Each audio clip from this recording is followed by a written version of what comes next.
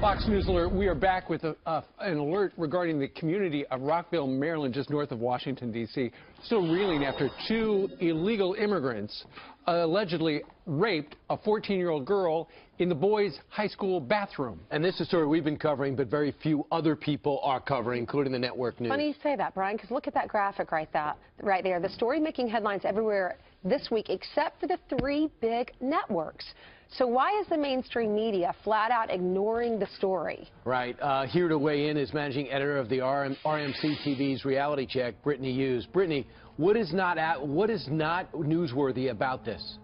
Absolutely nothing. I mean, here you have a 14-year-old girl who was raped on the toilet of a high school bathroom in Montgomery County, Maryland. And you know what's really interesting is that none of the news media are talking about this. None of the major outlets, and that includes CNN, MSNBC, none of the major outlets are giving any time to this story. And I think that's really a travesty here.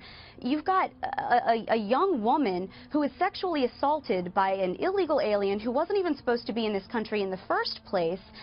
And absolutely nothing is being said about it. Last month, a transgender immigrant, illegal alien, was actually picked up by ICE, and they had a criminal history. They had been deported from this country 5 or 6 different times. And of course, that was wall-to-wall coverage. You heard about that for days. That was reported on extensively. But then you now have a situation where a young woman is the victim of illegal alien crime in this country, and the media won't report on it because they're too busy slamming President Donald Trump's agenda. And this would hurt their narrative. This would hurt you know, their agenda to take down any policy that he puts in place. And I think that's really sad. Do you remember the fake UVA case? It turned out to be bogus. The networks spent, over a matter of 2 days, spent 11 minutes on that story. So that was about fraternity boys, white fraternity boys, allegedly, that's right, allegedly raping someone on campus. They spent a lot of time on that. Why would they spend time on that story and not this one? Because that fits an agenda. What is their agenda? Well, their agenda is a left-leaning liberal agenda. If you have a story, even if it's debunked on a campus that, you know, is an anti-man, you know, college rape case that you can run on and further a liberal agenda, then obviously that's exactly what the liberal media is going to do. If you have a case in this instance where you have someone who is the victim of illegal alien crime, and to report that story, well, that would lend credence to Donald Trump's new immigration policies. That would lend credence to those who say we need to tighten border security. You know, and the media doesn't want to do that. They don't want to further that narrative. So you'll have something like on Monday, this incident happened last Thursday, a week ago. And you have on Monday, Fox News is reporting on it, and ABC is spending time on things like whether or not more expensive pasta is better than cheaper pasta. You know, and CBS is talking about an electric car you can put up on stilts.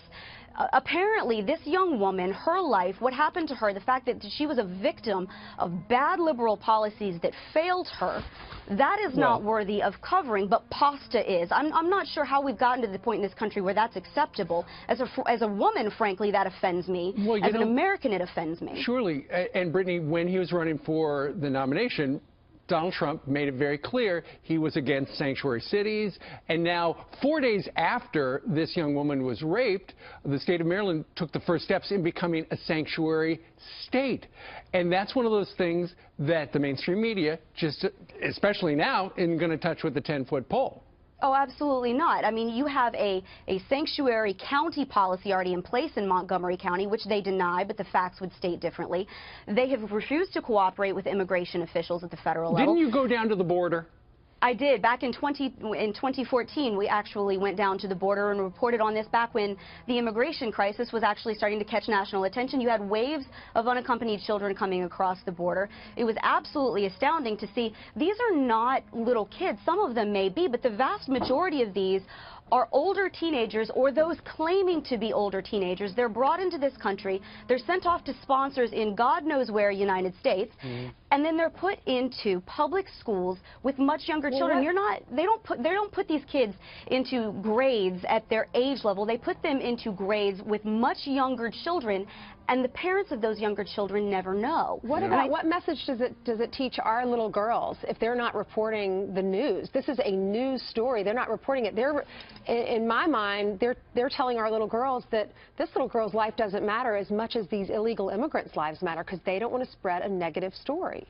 Well, absolutely. I mean, here, like I said, you have a 14-year-old young woman who is the victim of illegal alien crime. Something happened to her that not only did she have to endure in the moment, she will deal with this and she will bear these scars for the rest of her life, and so will her family. And I think it's an absolute travesty that then you have several days later the state of Maryland taking steps not only to, ignore this story, but to also make it easier for criminal aliens who commit these kind of acts, who come into this country illegally, and then Americans or legal immigrants end up being the victim of their crimes. Gotcha. And they don't have to answer for it. And I think that's terrible, and the media's not covering it. Thanks, Brittany. Appreciate it. Thank you. She's managing editor of Media Research Center TV's Reality Check.